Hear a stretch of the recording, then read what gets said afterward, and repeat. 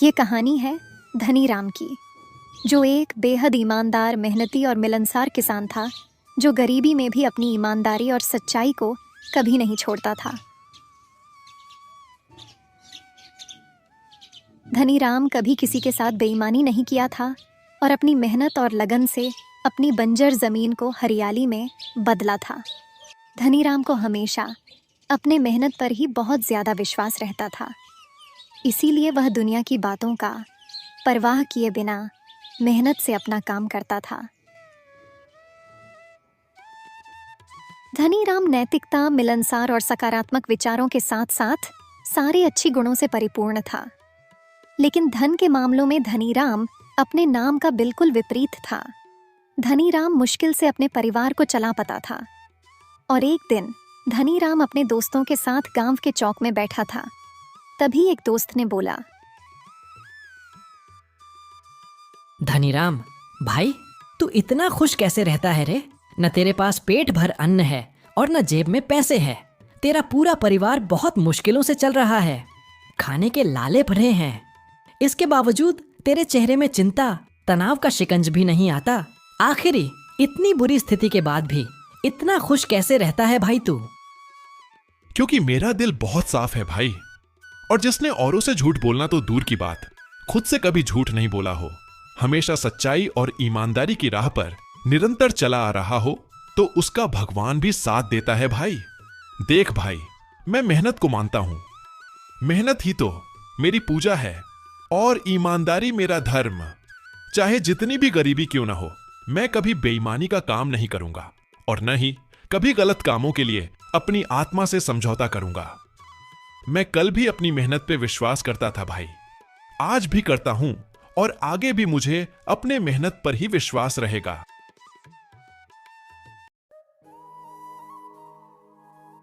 धनी राम का पूरा परिवार बेहद गरीबी के हालातों से गुजर रहा था। हालात इतनी खराब थी कि 2 वक्त का खाना भी बड़ी मुश्किलों से बन पाता था। धनी राम की ईमानदारी का मूल्य उसके परिवार को भी चुकाना पड़ रहा था।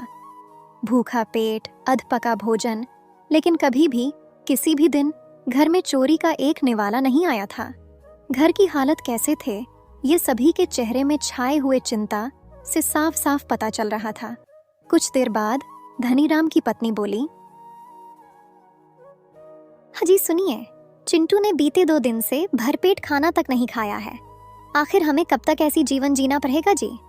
अरे, हम तो पानी पीकर भी 4 दिन गुजार लेंगे, लेकिन ये बच्चा, इसका क्या होगा? दूसरे के बच्चे भर पेट खाना खाकर खेलने कूदने में मग्न है और हमारा बच्चा का तो पेट ही नहीं भर रहा। भगवान ऐसे बुरे दिन किसी को न दे। पता नहीं हमारी जिंदगी कभी बदलेगी भी या नहीं, या फिर पूरी उम्र भर ऐसे ही रहना पड़ेगा।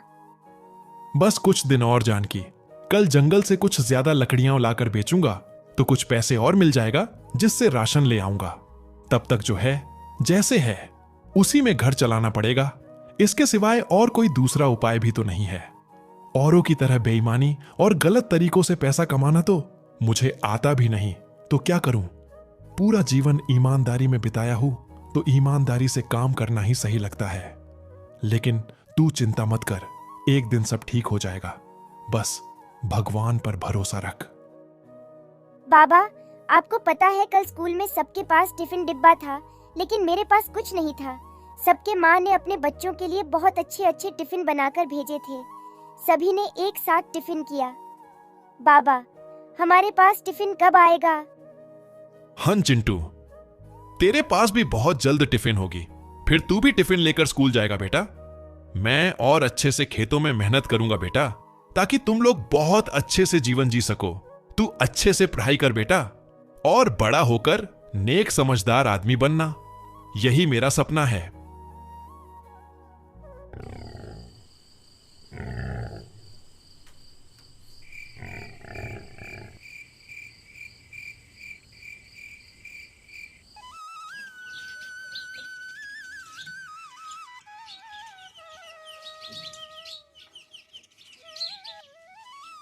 अगली सुबह धनी राम हाथों में कुल्हाड़ी लिए लकड़ी लाने जंगल की तरफ निकल पड़े। धनी राम के लिए जंगल किसी वरदान से कम नहीं था। ये जंगल ही पूरे परिवार के रोजी रोटी का एक जरिया था।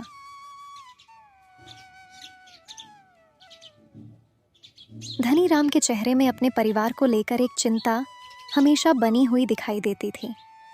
वो हमेशा सोचते रहता था कि कुछ ऐसा हो जाए कि पूरे परिवार की स्थिति सुधर जाए। लेकिन किसे पता था कि वो खुशनसीब दिन आज होने वाला था, जहां पर धनीराम अपना नसीब बदलने वाला था।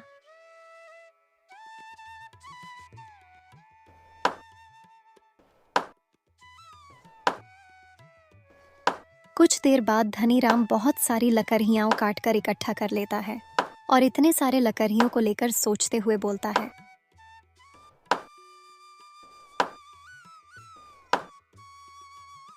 बस कुछ सूखी लकड़ियां और मिल जाएं तो इन्हें बेचकर कुछ पैसे आ जाएंगे, जिससे घर के लिए कुछ दिनों का राशन आ जाएगा और चिंटू के लिए टिफिन भी खरीद लूंगा।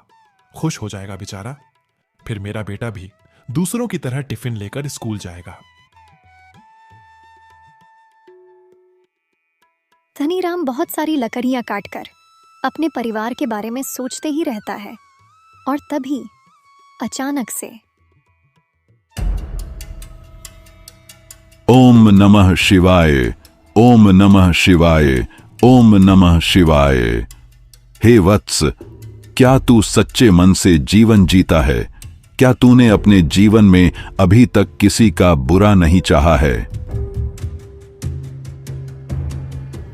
चारों तरफ सुनसान सन्नाटों से भरे जंगलों में अचानक झाड़ियों के पीछे से आ रही आवाजें धनीराम को एकदम आश्चर्यचकित कर देता है। आवाज सुनते ही धनीराम बोलता है, कौन कौन है वहां? कौन है झाड़ियों के पीछे? अरे ये आवाज कैसी? कौन है वहां? किसने मुझे आवाज लगाई? कौन है वहां?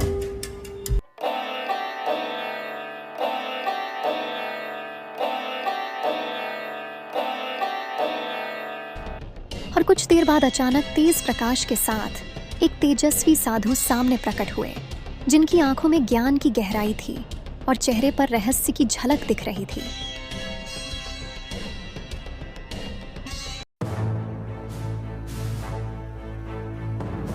सामने से अचानक आई तेज प्रकाश को देखते ही धनीराम की आंखें फटी की फटी रह गईं। सामने जो भी हो रहा था, सारा चीज धनीराम की समझ से परे था। और कुछ देर बाद साधु धनीराम से बोला, हे वत्स, तेरी इस ईमानदारी भरे जीवन और इस कठोर तपस्या का ही परिणाम है कि मुझे आज तुम्हारे लिए यहां आना पड़ा। लेकिन महाराज जी, मैं तो बस अपने पत्नी और बच्चे के 2 वक्त की रोटी के लिए मेहनत करता हूं, ताकि मेरा पूरा परिवार खुश रह सके। क्या यह भी कोई तपस्या है? वत्स, वही सबसे बड़ा तप है। अगर जीवन को एक सच्चे हृदय और सच्चे नैतिकता से निभाई जाए तो वो खुद अपने आप में एक ब्रह्म ज्ञान बन जाती है। ये लो, एक मंत्र, ओम श्री समृद्धि नमः। सुबह रोजाना इस मंत्र का जाप करना और फिर देखो चमत्कार। तुम्हारी ईमानदारी और नैतिकता से भरे इस तपस्या का फल तुम्हें कैसे मिलता है। तुम्हारी गरीबी अब कुछ ही दिनों की होगी। लेकिन महाराज जी, आप हो कौन और अचानक ऐसे मेरे सामने प्रकट कैसे हो गए? मैं तो सालों से इस जंगल में आता हूं, लेकिन आज तक मैंने आपको यहां नहीं देखा। आप हो कौन?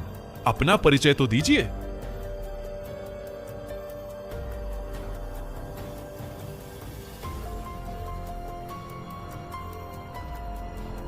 साधु के अचानक तेज प्रकाश के साथ गायब हो जाने से धनीराम आश्चर्यचकित हो जाता है।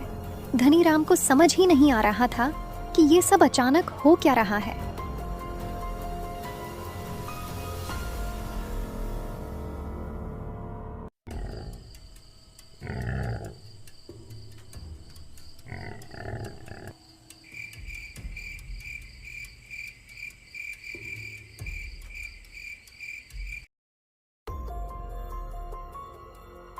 धनीराम के गरीबी भरी जीवन में बदलाव का ये पहला दिन था। साधु के जाते ही उसकी कही हुई बातें धनी के दिमाग में गूंजते जा रहा था और उन्होंने साधु की कही हुई सारी बातें जानकी को बता दिया।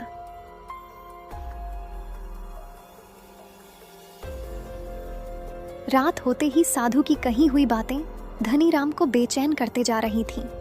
धनीराम का पूरा परिवार पिछले कई वर्षों से गरीबी से जूझ रहा था और ऐसे कठिन समय में साधु का ऐसा बोलना धनीराम के लिए कोई फरिश्ता से कम नहीं था। धनीराम को सुबह होने का बेसब्री से इंतजार था।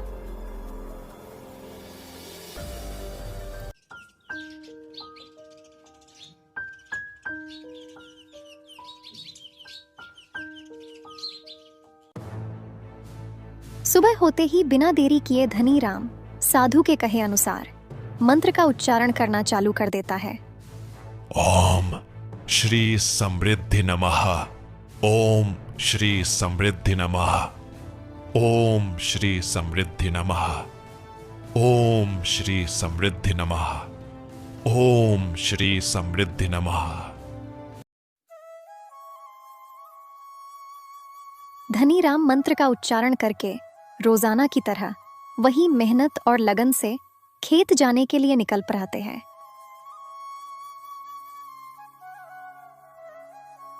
धनीराम रोजाना की तरफ अपने खेतों में खून पसीने एक करके मेहनत करता है, लेकिन तमाम कोशिश के बाद भी जमीन बंजर की बंजर ही रह जाती है।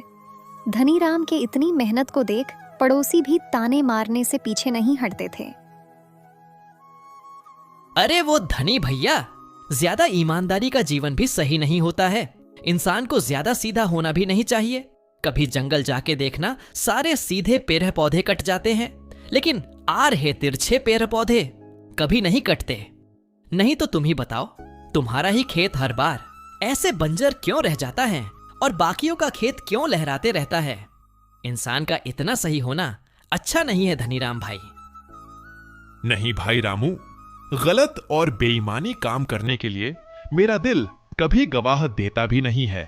मैं कैसे भी रहूं, चाहे गरीब चाहे अमीर, लेकिन ईमानदारी से ही अपना जीवन जीऊंगा, चाहे मेरा खेत पूरा बंजर ही क्यों ना हो जाए। इतनी मेहनत के बाद भी अच्छी फसल न मिलने से धनीराम निराशा के साथ शाम होते ही घर आने लगते हैं।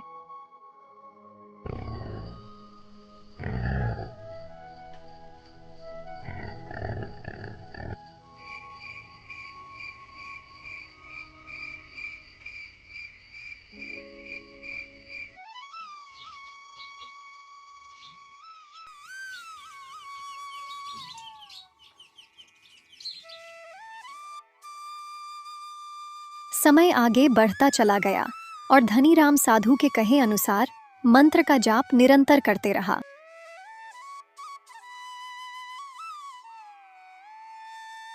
कुछ दिनों बाद मंत्र का चमत्कार हुआ और वर्षों से सूखी पड़ी बंजर जमीन अब हरियाली में बदलने लगी थी।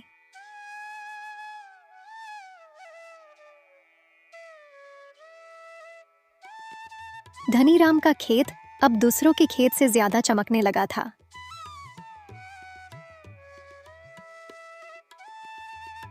जो पड़ोसी धनीराम के बंजर जमीन को धनीराम के ईमानदारी जीवन से तुलना करके ताना देते थे, वो आज धनीराम के फसल को देखकर आश्चर्यचकित हो गए थे।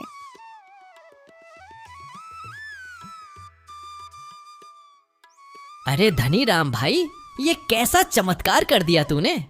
तेरे खेत में तो सोना उग रहा है। क्या कोई जड़ी बूटी मिल गई भाई तुझे? जरा हमें भी तो बता। कल तक तो तेरा जमीन पूरा बंजर था और आज हरियाली से भर गया। क्या सच में ईमानदारी जीवन में इतना ताकत होता है?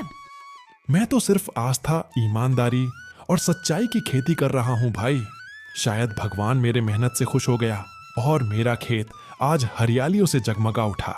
ये सब मेरे ईमानदारी और नैतिकता का ही फल है।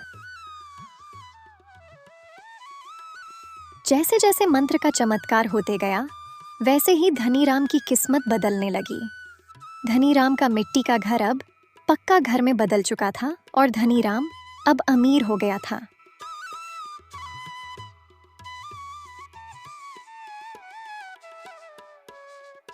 आज धनीराम को किसी परिचय की जरूरत नहीं थी। उसके पास किसी भी चीज की कोई कमी नहीं थी। धनीराम अब अपने नाम के बराबर आ चुका था। वो अब सच में धनीराम बन गया था और अब गांव के लोग धनीराम को धनी के नाम से पुकारने लगे थे।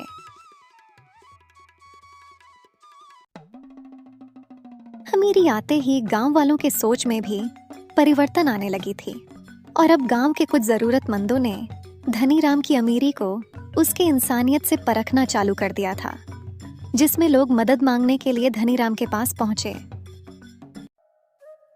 धनी भाई, मेरा बेटा राजेश कुछ दिनों से बीमार पड़ा है।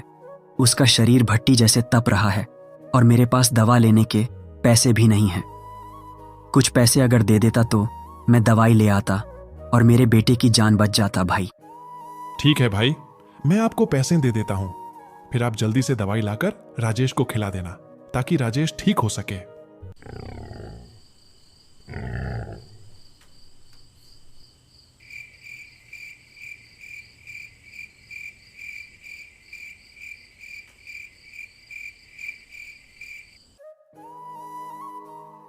धनीराम बहुत कोमल और दयालु स्वभाव का था, जो हर किसी की मदद करने को हमेशा तैयार रहता था। अमीर बनते ही धनी ने अपने बहुत से पैसे मदद करने में ही लगा दिए। दूसरों की मदद करने से धनी को बहुत खुशी होता था, लेकिन पत्नी जानकी को ये सब सही नहीं लगता था। ऐसे ही आप गांव वालों की मदद करते रहोगे तो हमारे लिए क्या बचेगा जी? हमारे भी बच्चे हैं, घर है, हमारे भी कुछ खर्चे हैं। आप ये समाज सेवा बंद करिए, नहीं तो आपका ये काम हमें एक दिन अपने पुराने दिन में ले जाएगा। फिर हम भी औरों की तरह किसी के घर जाकर हाथ फैलाने के लिए मजबूर हो जाएंगे। हमने तो कई रातें खाली पेट भूखे रह रह कर गुजारे हैं जानकी।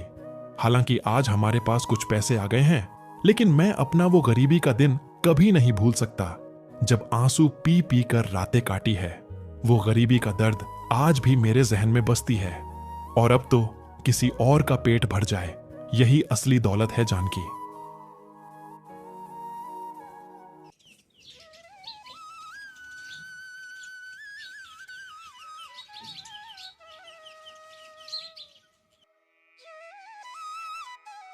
समय बीतता चला गया और धनीराम अमीर होते गया, लेकिन अब धनीराम को पैसों का घमंड होना चालू हो गया था। गांव वालों की बार बार मदद करके धनीराम अपने आप को किसी भगवान से कम नहीं समझता था और अब धनी के बातों में करहवाहट साफ साफ दिखने लगी थी। और एक दिन, धनी सेठ, मैं अपनी बेटी की शादी कर रहा हूँ, जिसके लिए मैं कुछ पैसे संभाल कर रखा हूँ, लेकिन शादी में दहेज देने के लिए कुछ पैसों की कमी हो रही है। अगर आप कुछ पैसे देकर मेरा मदद कर दें तो मेरी बेटी की शादी धूमधाम से हो जाएगी सेठ। फिर कुछ दिन बाद मैं आपका सारा पैसा सूद समेत वापस लौटा दूंगा। ठीक है। अरे तुम गरीबों का मदद मैं नहीं करूंगा तो और कौन करेगा रे? मेरे पास आज जो भी संपत्ति है वो सब मैंने अपने दम पर ही तो कमाया है। और मेरे जीते जी तुम लोग चिंता मत करो, तुम सभी गरीबों को मैं अकेले ही पाल लूंगा।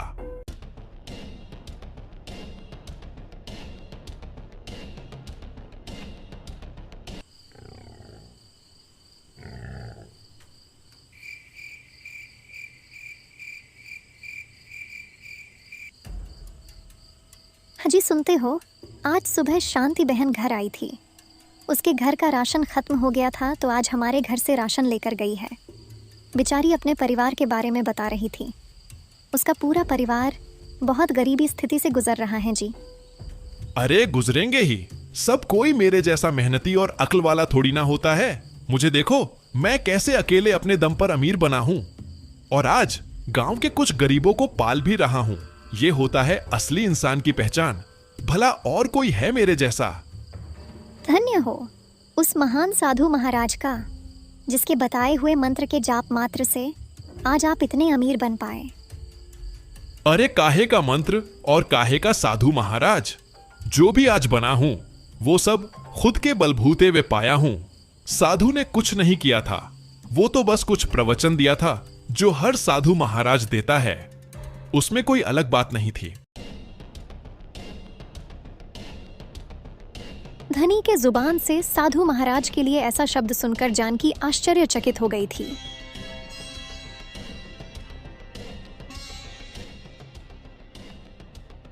मंत्र के जाप और चमत्कार से लगातार मिल रहे सफलता धनीराम को अंधा बना देता है और जिसने उसका गरीबी भगाया उसको ही भला बुरा बोलने से नहीं कतरा रहा था। धनीराम पैसों से इतना पागल हो गया था कि साधु की दिए हुए मंत्रों का भी जाप करना अब छोड़ दिया था।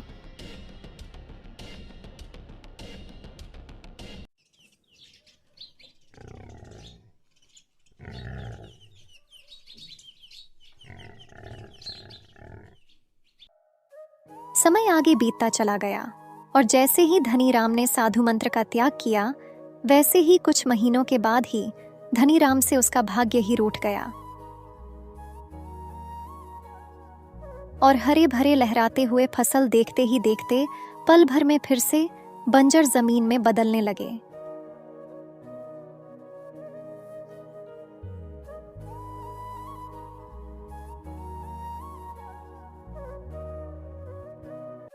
किस्मत का ऐसा कहर आया कि धनीराम अब पक्के मकान से कच्चे मकान में आ गया था।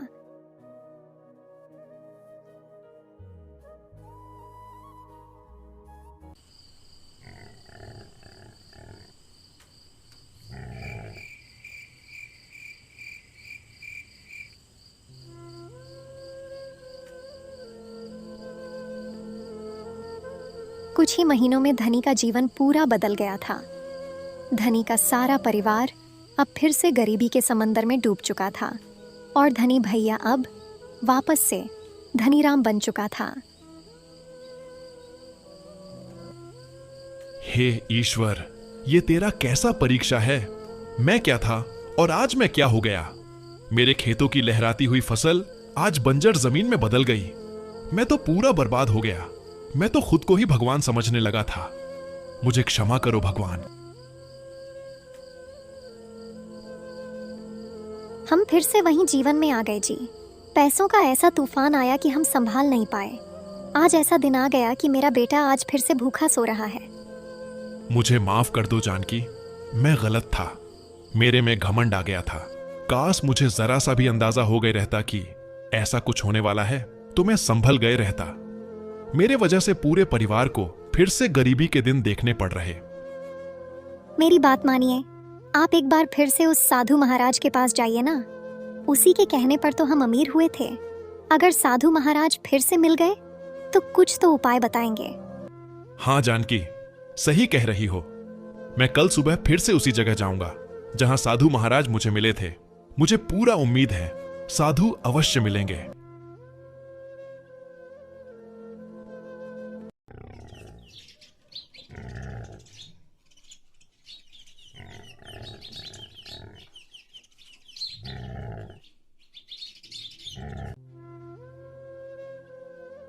अगली सुबह धनीराम चेहरे में चिंता की शिकंजे लिए एक उम्मीद के साथ जंगल के उसी जगह पहुंचा जहां उन्होंने पहली बार साधु को देखा था।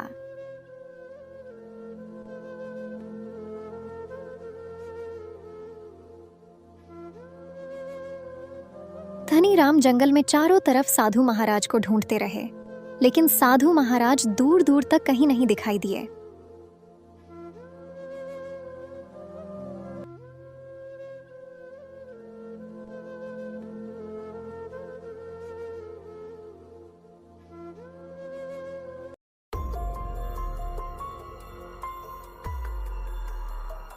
धनीराम थक हार कर घर की तरफ आने लगे थे। तभी अचानक, हे वत्स, कहां जा रहे हो अपनी गलती का पछतावा करते हुए?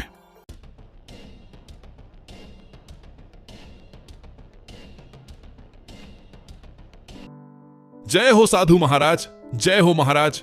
साधु महाराज की जय हो प्रभु, तुम्हारी जय हो।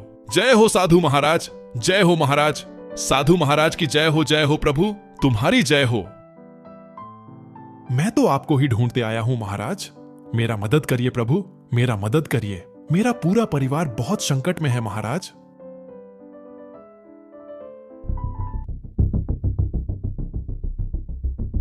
ये तो होना ही था वत्स। तुमने पैसा आते ही उसका अपमान किया जिसने तुमको अमीर बनाया। याद है ना, मैंने जब तुम्हें मंत्र दिया था तो क्या कहा था? ईमानदारी ही तुम्हारा स्वभाव है और इसी ईमानदारी के वजह से मैं तुम्हें मंत्र दे रहा हूं और तुमने वही मंत्र का जाप करना ही छोड़ दिया। हां साधु महाराज, मुझसे बहुत बड़ी गलती हो गई। अब आप मुझे आगे का रास्ता बताइए। मुझे क्या करना होगा जिससे मेरा पूरा परिवार खुश रह सके।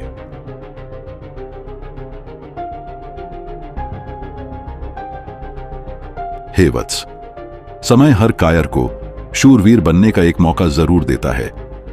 मैं भी तुम्हें तुम्हारे इस बुरे वक्त से बाहर आने का एक मौका जरूर देता हूं।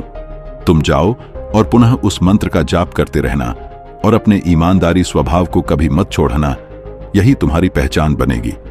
लेकिन एक चीज याद रखना, ये अंतिम मौका है। इसके बाद अगर तुमने ईमानदारी खोई और घमंड लाई तो अपनी गरीबी के तुम स्वयं जिम्मेदार होंगे।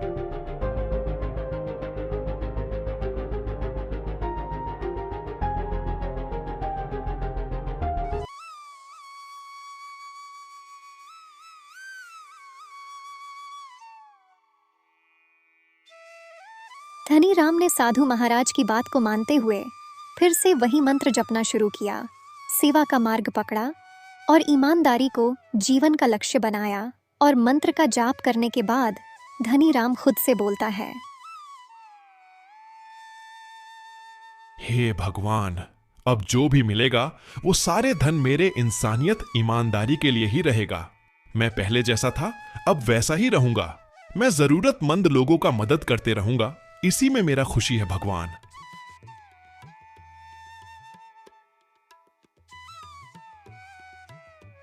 समय और किस्मत एक बार फिर बदला और धनीराम फिर से अमीर हुआ, लेकिन इस बार अपनी स्वभाव और ईमानदारी से।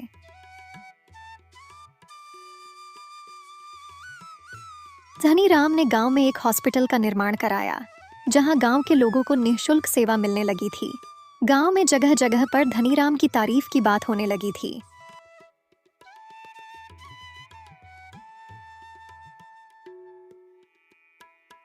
समय आगे बढ़ता गया और कुछ सालों बाद धनी का बेटा एक अच्छे स्कूल में जाने लगा।